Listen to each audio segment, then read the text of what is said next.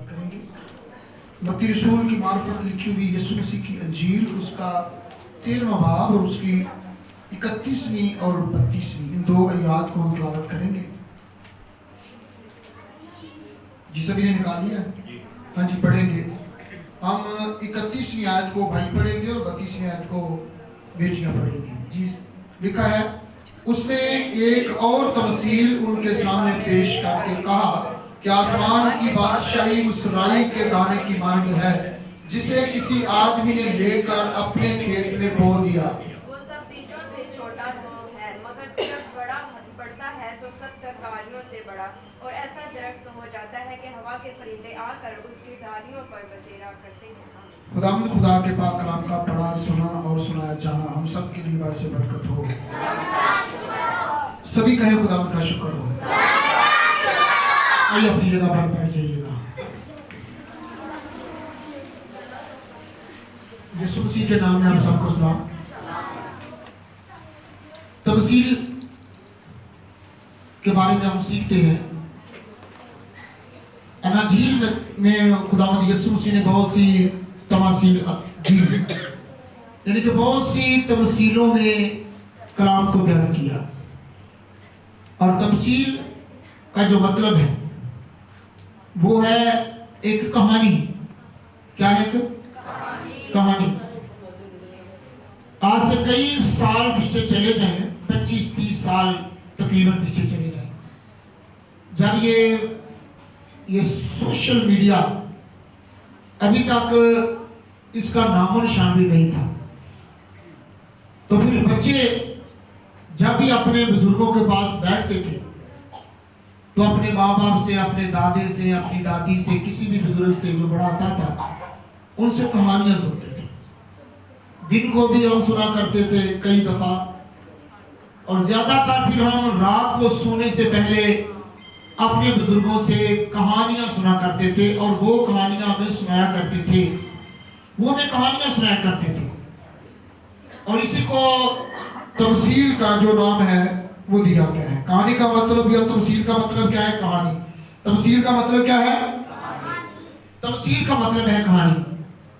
اور یسوع مسیح بھی اسی طرح تمثیلوں میں، کہانیوں میں اپنے لوگوں سے باتیں کرتے تھے، اور آج بھی ایک چھوٹی سی کہانی کے بارے میں ہم سیکھیں گے، ایک چھوٹی سی تمثیل کے بارے میں ہم سیکھیں گے کہ تمثیل کیا ہے، کہانی کیا ہے، اور کیا کہانی یسوع مسیح نے اپنے لوگوں کو سنائی، کیا تمثیل اس نے سمجھائی۔ یہاں پر لکھا ہے کہ اس نے ایک اور تمثیل ان کے سامنے پیش کر کے کہا کہ آسمان کی بادشاہی اس رائی کے دانے کی مانند ہے جسے کسی آدمی نے لے کر اپنے کھیت میں بو دیا۔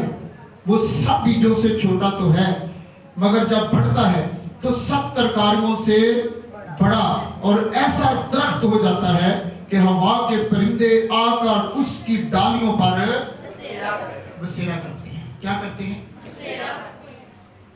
اور اس کا سٹارٹ کہاں سے ہوا؟ اس بڑے درخت کا سٹارٹ کہاں سے ہوتا ہے؟ بیج سے۔ اس کا سٹارٹ کہاں سے ہے؟ بیج سے۔ ایک بڑا درخت اور اس کی بیک گراؤنڈ اس کا بیج ہے، اس کا بیج ہے۔ اور پھر یسوع مسیح نے کیوں تمثیل میں کلام سنایا؟ کیوں؟ کیونکہ پرانے عہد نامہ کے اندر بھی لکھا ہے کہ وہ تمثیلوں میں ان سے باتیں کرے گا، اور جو پیشگوئیاں خداوند یسوع مسیح کے بارے میں ہو چکی تھی اس نے ان تمثیلوں میں پورا کیا۔ آمین۔ یسوع مسیح نے جو تمثیلوں کے بارے میں پیشگوئی ہو چکی تھی اس پیشگوئی کو پایا تکمیل تک پہنچانے کے لیے، یعنی پورا کرنے کے لیے واقعی اس نے بہت سی تماثیل میں کلام سنایا، اور جو اس نے کلام سنایا وہ بالکل حقیقت ہے، وہ بالکل سچ ہے، وہ بالکل حق ہے۔ اور پھر جیسا کہ ہم یہ دیکھتے ہیں کہ یہ بیج ہے، یہ کیا ہے؟ یہ ایک بیج ہے، یہ ایک بیج ہے، اور بیج کہاں بویا گیا؟ زمین میں۔ زمین میں بیج کہاں بویا جاتا ہے؟ ہمیشہ زمین پر۔ اور جب زمین پر بیج بویا جاتا ہے تو پھر جب بڑا آتا ہے تو وہ چھوٹا سا پودا آتا ہے، اور پھر اپنے وقت کے ساتھ وہی چھوٹا پودا بڑا ہو جاتا ہے اور ایک بڑا تناور درخت بن جاتا ہے. اور پھر جب درخت بن جاتا ہے تو پھر اس آیت کے مطابق پرندے بھی آ کر اس پر کیا کرتے ہیں؟ بسیرا کرتے ہیں. دور دور سے پرندے آتے ہیں. یہ گرمیوں کا موسم نزدیک ہے، آ رہا ہے، بلکہ آ چکا ہے، اور یہ موسم بہار ہے. اور جو ہی ایک آدھا مہینہ اور گزرنے کے بعد ہم سبھی چھاؤں ڈھونڈتے ہوں گے. انسان کیا، حیوان کیا، جانور کیا، پرندے کیا، سبھی چھاؤں کو ڈھونڈیں گے اور چھاؤں میں بیٹھنے کی کوشش کریں گے اور بیٹھیں گے بھی. اسی طرح اس درخت کا جو فائدہ ہے یہ اس پرندے کو بہت زیادہ ہے، اور اس درخت سے پرندے کی بڑی پہچان ہے، اور اس پرندے کی درخت سے پہچان ہے، اور اس درخت کی اس پرندے سے پہچان ہے. اور پھر جس درخت پر پرندہ نہ بیٹھا ہو تو پھر وہ عجیب سا نظر آتا ہے. درخت کے اوپر اگر کوئی پرندہ نہ بیٹھا ہو تو وہ درخت عجیب سا نظر آئے گا کہ اتنا گھنا درخت ہے، اتنی چھاؤں والا درخت ہے، اور اس پر کوئی پرندہ کیوں نہیں بیٹھا؟ اگر وہ چھاؤں والا درخت ہے، اگر وہ پھلوں والا درخت ہے تو اس پر پرندے کا بیٹھنا بے حد ضروری ہے. اگر چھاؤں والا درخت ہے تو اس پر پرندہ اپنے آرام و سکون کے لیے بیٹھے گا تاکہ اسے چھاؤں میں جو ہے وہ تسکین مل سکے، آرام مل سکے. اگر وہ پھل والا ہے تو پھر پرندہ اس پر بھی ضرور بیٹھے گا. کس لیے بیٹھے گا؟ کھانے کے لیے. کس لیے؟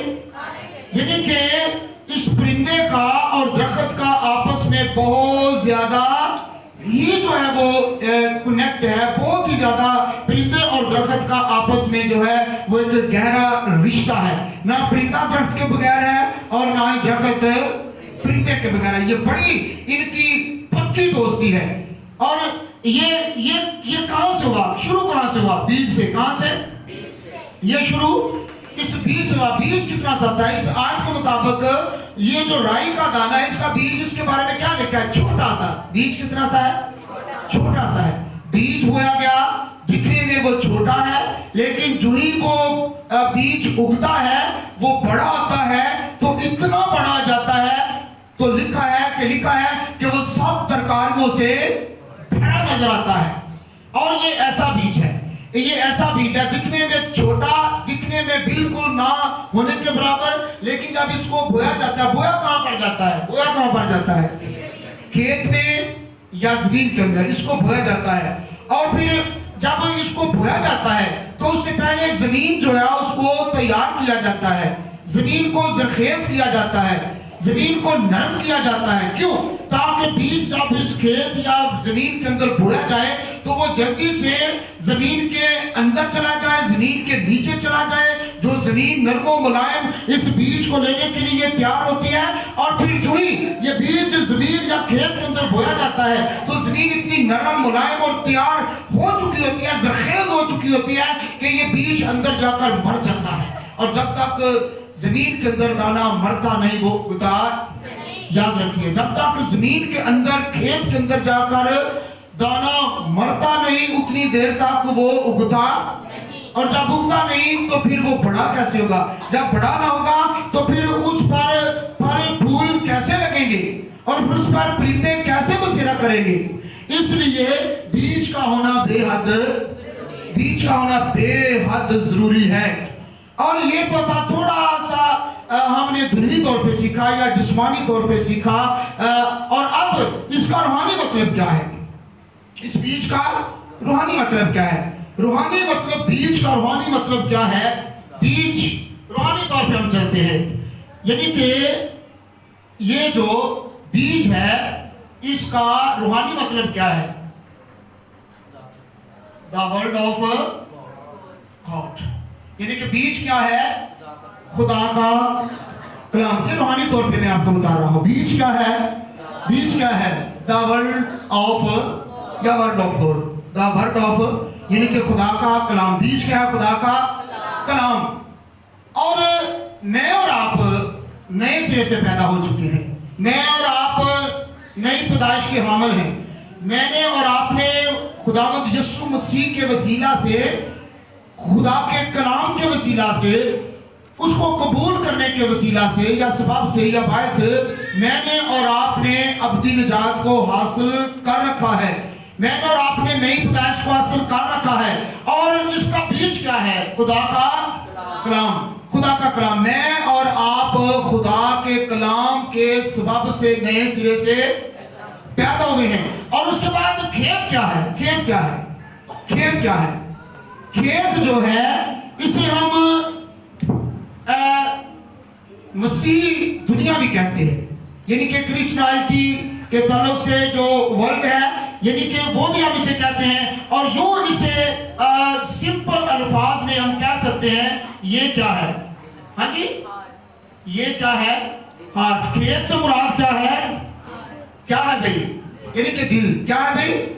यानी कि बीज से मुराद है खुदा का कलाम और खेत से मुराद है इंसान का दिल, यानी मेरा और आपका दिल। और ये खुदा का कलाम कहां पर बोया गया? कहां पर? इस वक्त खुदा का कलाम जो बीज के तौर पे है वो कहां बोया जा रहा है? समझ आ रही है ना? ये जो खुदा के कलाम का बीज बोया जा रहा है, ये हमारे बदन के कौन से हिस्सा के अंदर जो है वो बोया जा रहा है? कहां बोया जा रहा है? हमारे दिल में। ये जो हम बहुत दफा हम सुन चुके हैं कि जब हम प्रस्तुत करते हैं, जब दुआएं करते हैं, तो इबादत का बाकी जो हिस्सा होता है वो हमारे दिल की जमीन को तैयार करने के लिए होता है। क्यों तैयार करने के लिए होता है? ताकि जब कलाम का बीज बोया जाए हमारे दिल के अंदर, तो फिर लिखा है ना, कोई 100 गुना, कोई 60 गुना और कोई 30 गुना। यानी कि खुदा का कलाम कभी भी बेफायदा या बेतासीर हरगिज़ नहीं लौटता, ये अपना सर छोड़ता है। खुदा का कलाम अपना सर छोड़ता है। चलो किसी को ज्यादा कलाम का असर हो जाता है और किसी को बहुत कम, किसी को थोड़ा याद रहता है और किसी को ज्यादा याद रहता है, लेकिन ये जरूर याद रहता है, चाहे कोई एक दो लफ्ज ही क्यों ना याद रहे हो। ऐसा ही है ना? यानी कि खुदा का कलाम कभी बेफायदा या बेतासीर नहीं जाता। और बीज से, यानी कि खुदा के कलाम से हमारा दिल जो है ये बतौर जमीन, बतौर खेत जो है ये उगता है। ये क्या करता है? उगता है। और फिर क्या बन जाता है? दरख्त। फिर क्या बन जाता है? फिर क्या बन जाता है? और दरख्त से मुराद क्या है? दरख्त से मुराद क्या है भला? दरख्त से मुराद जो है वो है हमारी नई पैदाइश। क्या है भाई? हमारी नई पैदाइश जो है वो हमें मिलती है। और जब हम नए सिरे से पैदा हो जाते हैं तो फिर क्या हो जाते हैं? दरख्त। क्या बन जाते हैं? दरख्त। और कलाम कितना सामने सुना? कलाम थोड़ा सा सुना, चंद मिनटों के लिए खुदा का कलाम सुना। और मैंने भी एक आज से नई पैदाइश हासिल किया।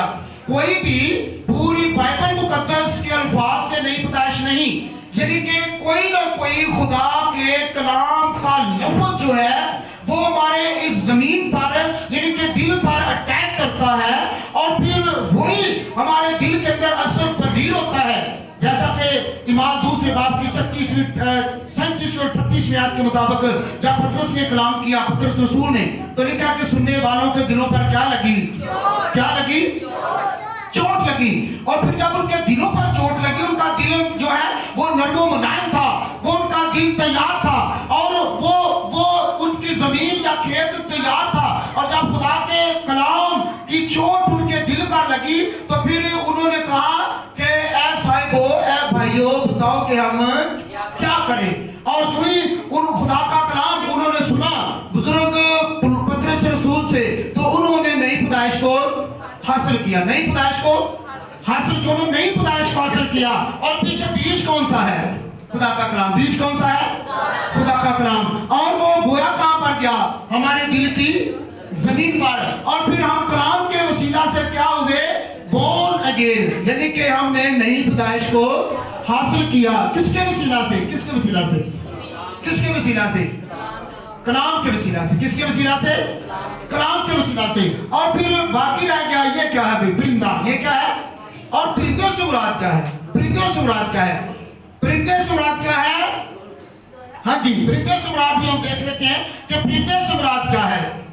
होली स्पिरिट। क्या है भाई? परिंदे से मुराद है होली स्पिरिट। परिंदे से मुराद होली स्पिरिट है। और फिर ये हमारी मदद करता रहता है, ये मेरी और आपकी मदद करता रहता है। मैंने पहले बताया कि ना दरख्त परिंदे के बगैर है और ना ही परिंदा کے بغیر ہے، نہ ہی دونوں کی بڑی گہری دوستی ہے۔ اور نئی پیدائش کے حامل انسان کی، نئے سرے سے پیدا شدہ انسان کی، شخص کی یا آدمی کی اور پھر روح القدس کی آپس میں بڑی گہری دوستی ہے، ان کا آپس میں بڑا تعلق ہے۔ اور نئی پیدائش کو حاصل کرنے میں روح القدس ہماری رہنمائی کرتا ہے، روح القدس ہماری مدد کرتا ہے، اور روح القدس کی مدد کرنے کے سبب سے ہی جو ہے وہ کلام ہمارے دلوں میں اثر کرتا ہے، اور پھر ہم ایک دن کلام کے سبب سے نئے سرے سے پیدا ہو جاتے ہیں۔ اور اس میں مدد کون کرتا ہے؟ کون مدد کرتا ہے؟ کون مدد کرتا ہے؟ سبھی بولیں، کون مدد کرتا ہے؟